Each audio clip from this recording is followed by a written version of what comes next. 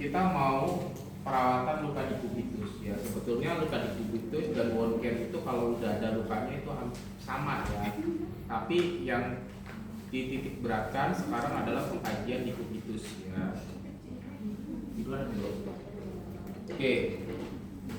Pengkajian dikubitus itu adalah luka tirah baring lama ya, akibat pasiennya tiduran dalam jangka waktu yang panjang, tidak dimiring kanan, dimiring kiri, atau tidak dimobilisasi ya, akhirnya terjadi resiko tinggi luka dikubitus atau luka dikubitusnya sudah muncul ya.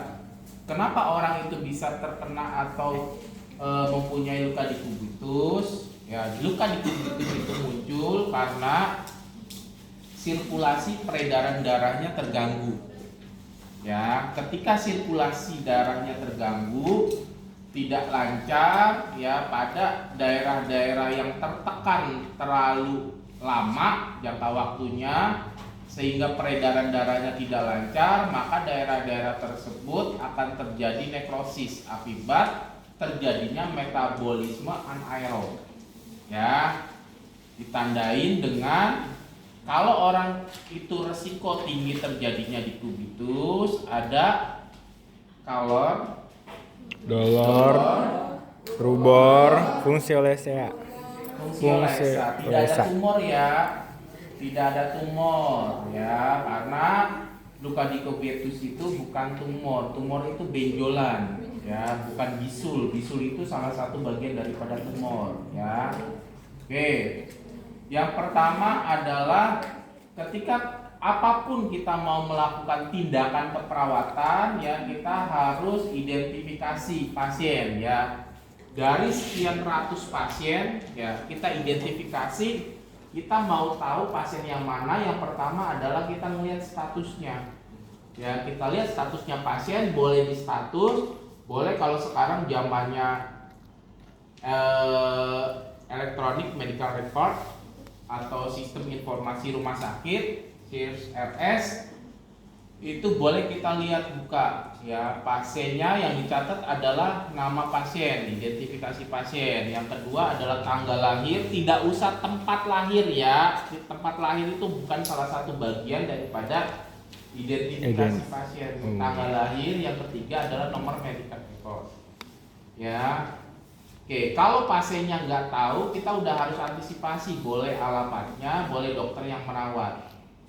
Dan karena pasiennya banyak, boleh dokumentasi untuk kita supaya kita tidak salah masuk ke tempat tidur, masuk ke ruangan, ditulis tuh nomor kamar sama bednya. Tapi itu bukan bagian daripada identifikasi ya, hanya untuk kita saja supaya kita tahu, oh mau ke sana arahnya ya, seperti itu. Oke, bila sudah lengkap semua catatannya kita bawa ya, tolong ya, ketika identifikasi pasien, melihat status pasien, lihat di sistem informasi rumah sakit ya, teman-teman jangan sok pede diingat di kepala ya, dicatat ya, karena nanti takutnya di tengah jalan ada distraksi. Misalnya perawat yang seniornya, dia tolong bantuin dulu yuk kemana ya, dicatat di kerpean yang kecil, kantongin ya. Selesai semua, datengin pasien ya. Teman-teman kalau ngedatengin pasien tuh jangan nyelonong aja, buka pintu ya, ketok pintu ya, buka, ucapin salam ya. Saya sering tuh di ruangan Bu Dewi atau Pak Firman ya, di situ kan kayaknya ruangan tersibuk ya dibanding kaprodi lain ya. Itu ya ketok pintu terus, yang ucapin salam, jadi ketok pintu, buka, ucapin salam ya. Oke, selamat pagi atau selamat siang, baru kita ke pasiennya ya. Oke, ketika kita mau melakukan sesuatu tindakan ataupun pengkajian atau apa, jangan lupa kita pakai basa-basi dulu ya, jangan kayak robot. Pak, maaf, namanya siapa? Ya, tanyain dulu, selamat pagi Pak. Pagi Pak. Ya, kita udah tahu namanya, misalnya Tuan siapa panggilannya? Dimas. Tuan Dimas ya. Oke, kita sudah tahu bahwa Tuan Dimas, tapi ketika kita mengucapin salam selamat pagi Pak Dimas itu salah. Ya. Selamat pagi Pak. Oke, gimana kabarnya hari ini? Baik Pak. Baik. Pak, perkenalkan dulu ya, nama kita siapa, dari mana, tugas di rumah sakit tersebut, dari pukul berapa sampai pukul berapa. Nah, pagi ini saya datengin Pak Dimas tuh ada tujuannya yaitu mau mengkaji adanya luka tirang baring atau kita sebut di medisnya itu luka dikubitus Pak. Ya, di bagian punggung, bahu Bapak, punggung, sama jangan bilang pantat ya, bokong ya, di bokong Bapak ya. Oke, tindakan ini kurang lebih 5-10 menit saja Pak. Kita tidak ada suntik-suntikan, tidak ada sayatan, hanya untuk mengecek, dan mungkin nanti kalau ada luka sekalian kita ganti balutan atau perawatan luka. Kalau tidak ada nanti kita oleskan vaselin atau minyak kelapa atau virgin oil. Kira-kira Bapak bersedia atau tidak? Boleh Pak.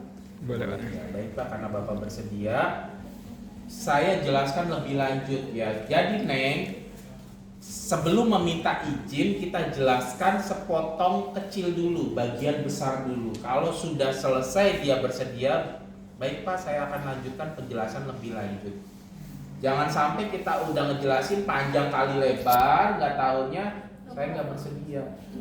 Ya, ngabisin waktu ya. Oke, kalau Bapak sudah bersedia, saya jelaskan prosedurnya Pak. Nanti Bapak miring ke sebelah kiri dulu. Ingat ya, kalau kita mau miring kanan dan kiri harus melihat tangan pasien. Patokannya ini tangan kiri pasiennya ya, ini tangan kanan pasiennya, bukan tangan perawatnya ya. Ini tangan kanan pasiennya sebelah kanan, ini sebelah kiri ya. Nanti Bapak miring ke kiri dulu. Kalau saya periksa sebelah kiri sudah selesai, baru sebelah kanan ya. Kalau Bapak tidak bisa bergerak, nanti saya bantu. Tapi kalau Bapak bisa bergerak, Bapak bantu saya ya untuk mencoba miring ke sebelah kiri dulu sambil ikutin aba-aba saya ya Pak. Oke, kalau sudah bersedia, saya izin 5 menit ya Pak untuk mengambil alat-alatnya. 5 menit lagi saya akan kembali ya. Oke, yang tidak bisa public speaking sama pasien dari mulai sekarang, sebelum kalian nurse, belajar dulu ya, belajar dulu. Ada satu orang kan, yang pertama adalah center, yang kedua adalah apa, handscoon, yang ketiga ada virgin oil atau vaselin, atau kalau zaman dulu minyak kayu putih atau minyak telon pakai camphor. Kalau camphor ditumbuk, tapi sekarang tidak direkomendasikan. Kenapa? Karena perawat sekarang ada yang beberapa orang males numbuknya sampai halus. Ya, justru kalau numbuknya kasar semakin membuat luka. Ya, karena serpihan-serpihannya kalau ketekan justru itu akan menimbulkan luka. Gesekan. Ya, gesekan ya. Jadi kita pakai vaselin atau virgin oil ya, coconut oil ya. Oke. Ya, sama yang satu lagi handuk muka. Ya, bukan handuk mandi ya, handuk muka yang lembut ya, seperti itu. Oke, kalau sudah selesai, kita dekatkan alat-alatnya ke pasien ya. Oke, alatnya ke pasien, tutup gorden, cuci tangan ya, cuci tangan di wastafel, ambil tisu dulu. Kalau sudah selesai kering, baru kita tutup keran air pakai tisu yang bekas ya. Jangan habis cuci tangan langsung tutup pakai tangan terus ambil tisu, itu salah ya. Cuci tangan, dilap dulu, tisu bekas lap tangan buat tutup keran ya, seperti itu. Habis itu kita pakai handscoon. Oke, kita mulai ya Pak. Oke, jangan lupa ketika kita mau mobilisasi pasien selalu bawa tensi ya, tensi atau saturasi oksigen pulsnya supaya kalau pasiennya terjadi hipotensi ataupun gejala lain kita udah antisipasi ya. Oke.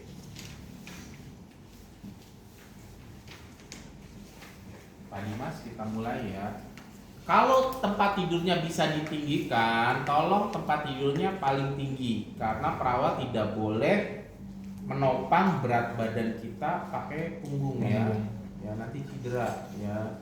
Kita kalau pekerjaan itu selalu nopangnya tuh pakai kuda-kuda kaki. Ya, atau kita gaya gravitasi jongkok. Ya nggak boleh gitu, nggak boleh, harus jongkok. Ya. Oke, Pak Dimas. Boleh kita mirip ke sebelah kanan dulu ya Pak. Benar Pak. Ya. Kakinya dikit ya Pak. Aduh. Ya.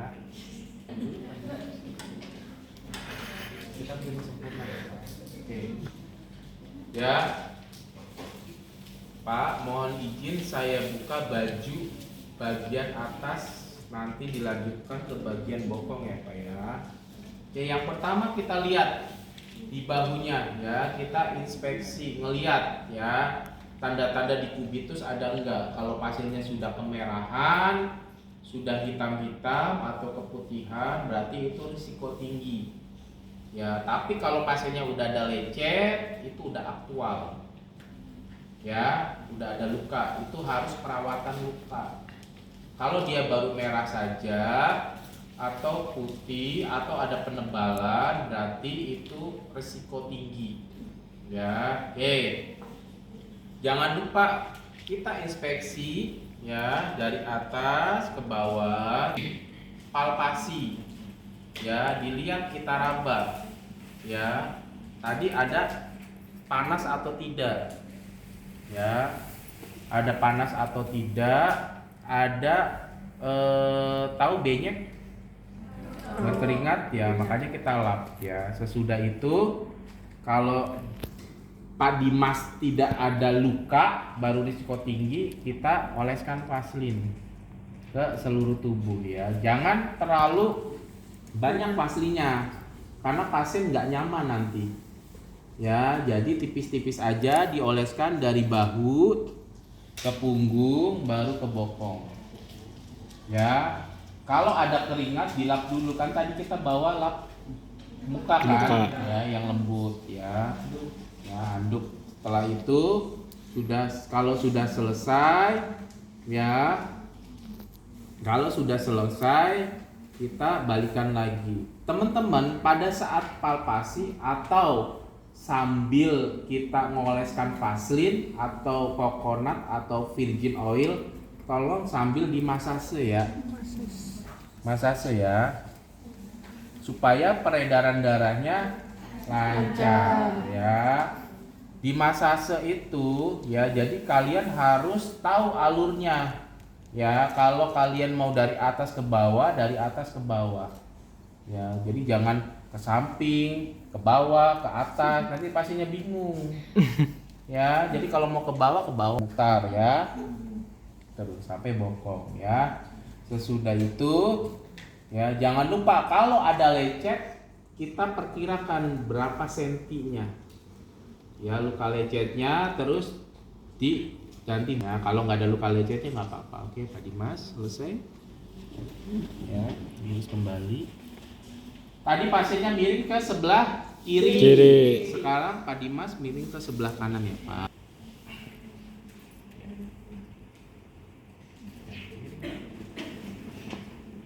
Oke, ya, miring ke sebelah kanan ya. Kalau miring ke sebelah kanan, teman-teman jangan dari sini.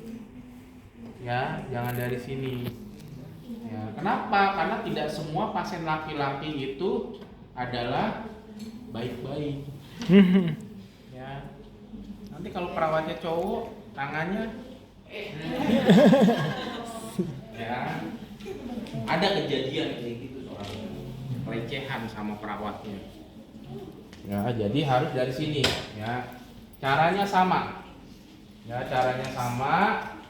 Selanjutnya taruh di sini dulu sambil kita masase. Ya, seperti itu. Oke. Kalau ada keluarganya, kita sambil ajarkan keluarganya. Ingat ya, semua tindakan yang sifatnya bukan invasif. Ya, bukan invasif, bukan main tusuk-tusukan, bukan main sayat-sayatan. Persetujuan boleh secara lisan. Ya, tentunya kalau kita mau melakukan pengkajian di kubitus, miring kanan atau sebelah kiri, jangan menciderai posisi pasien. Pasiennya ada dislokasi, nggak boleh miring kanan, miring kiri. Pasiennya ada fraktur, ya nggak boleh. Pasiennya preoperasi atau post operasi, baru operasi orif misalnya, femur, ya nggak boleh miring-miring. Ya, biarkan aja dulu ya, seperti itu. Oke, kalau sudah selesai, miringnya selama berapa lama? 15 sampai 30 menit. Terus perawatnya nongkrong di situ yang enggak. Ya ditinggal dulu Bapak miring dulu ke sebelah kanan. Nanti saya tinggal dulu, atau Bapak miring dulu ke sebelah kiri selama 15 sampai 20 menit, nanti saya kembali lagi. Gitu ya. Kalau udah diolesin jangan lupa ditutupin. Nanti pasiennya masuk angin. Ya, kalau saat kita ninggalin tuh kita tutupin dulu. Ya, jangan kayak Shopee mah 24 jam bisa. Itu ya. Oke, kalau sudah selesai baru kita jelaskan, dan jangan lupa ketika kita selesai melakukan tindakan apapun ya, selalu Bapak ini tindakannya selesai, sebentar saya cuci tangan dulu, nanti saya jelaskan kembali. Ya, selesai kita buka handphone, cuci tangan, ya. Baru kita jelaskan terminasi, ya, evaluasi. Gimana Pak keadaannya? Nanti Pak, hari ini kan kita sudah melakukan pengkajian luka di kubitus. Nanti bisa diulang lagi sehari sekali ya Pak. Tapi untuk diolesin coconut oil atau virgin oil atau vaselin tadi, Bapak boleh setiap pagi sama sore sama ibu atau yang menunggu dibantu. Tahapannya sama seperti ini ya Pak ya. Seperti itu ya. Oke, kalau sudah selesai kita baru catat di CPTP. Ya, seperti itu. Sampai sini ada mau ditanyakan?